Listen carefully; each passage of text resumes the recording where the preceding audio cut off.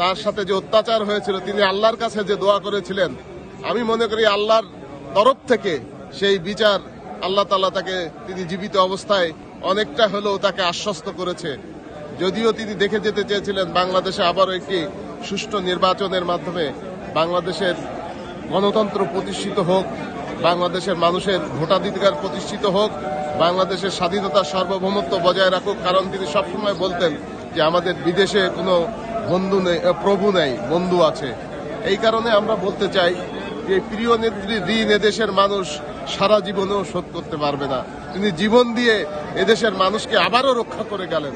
কারণ আপনারা জানেন আমাদের প্রিয় নেতা তারেক রহমান 25 তারিখে দেশে আসার পূর্ব মুহূর্ত পর্যন্ত ফ্যাসিস্ট এই দোসররা নানাভাবে ষড়যন্ত্র করে যাচ্ছিল এবং দেশকে একটি গভীর ষড়যন্ত্রের দিকে ঠেলে দিচ্ছিল। প্রিয় নেতা 25 তারিখ যখন আসলেন তখন আপনারা জানেন অনেকটা রক্ষা হলো এবং নেত্রী তার আসার পর যে মৃত্যুবরণ, এটা আমরা কোনোভাবে মেনে নিতে পারছি না। এই শোককে আমরা ইনশাল্লাহ শক্তিতে রূপান্তরিত করব।